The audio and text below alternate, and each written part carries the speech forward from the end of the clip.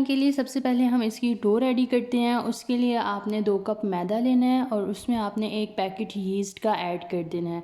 इसके साथ साथ आप 1 टेबलस्पून शुगर ऐड करेंगे, 1 टेबलस्पून नमक ऐड करेंगे। इसके साथ आपने इसमें 1/4 कप दूध ऐड करना है और 3 से 4 चम्मच आप ऑयल के ऐड करेंगे। इन सब चीज़ों को ऐड करने के बाद थोड़ा सा इनको मिक्स कर लें। इसके साथ साथ आप इसमें 1/4 कप गर्म पानी का ऐड करें और उसको अच्छी तरह से मिक्स करके किसी भी बाउल में डो बना के रख लें। इसके बाद आपने चिकन को छोटे छोटे पीसेस में कट करके उसको मस्टर्ड सॉस लगा के मैरिनेट कर लेना है। एज़ यू ऑल नो कि टमाटर और शिमला मिर्च इसके लिए कितनी ज़रूरी है, तो आप उसको भी बारीक बारीक कट कर लें।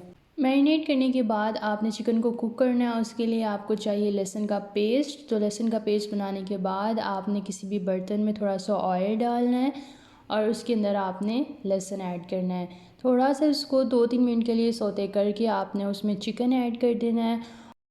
इसके बाद इसमें जाएंगे कुछ स्पाइसेस, जिसमें आपने 1 टेबलस्पून नमक ऐड करना है, हाफ़ टेबलस्पून आपने red chilli powder, half tablespoon red chilli flakes, half tablespoon आपने सूखा धनिया ऐड करना है, हाफ़ टेबलस्पून हल्दी ऐड करनी है, हाफ़ टेबलस्पून आप डालेंगे काली मिर्च और हाफ़ टेबलस्पून आप गरम मसाला ऐड करेंगे। इसके बाद आपने इसमें चिकन टिक्का मसाला ऐड करना है, वो भी आपने हाफ़ पैकेट ऐड करना है।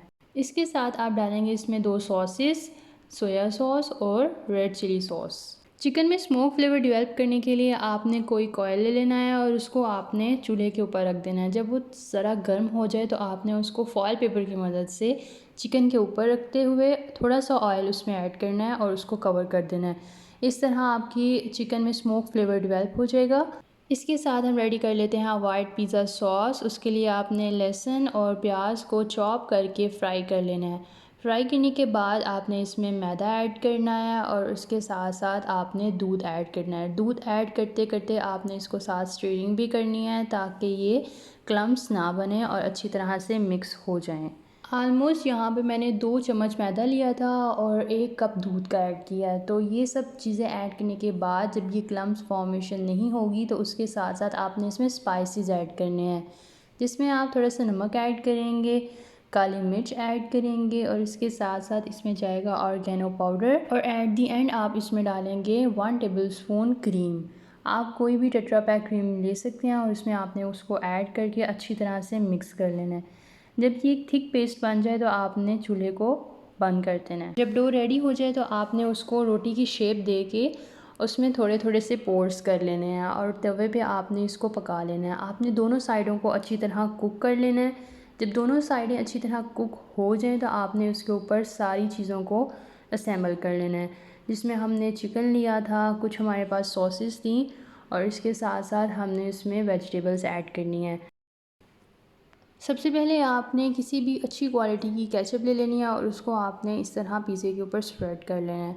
इसके बाद आपने अनियंस को बारीक बारीक कट करके इसके ऊपर लगा देना है और इसके बाद आप इस पर लगाएंगे चिकन के पीसेस।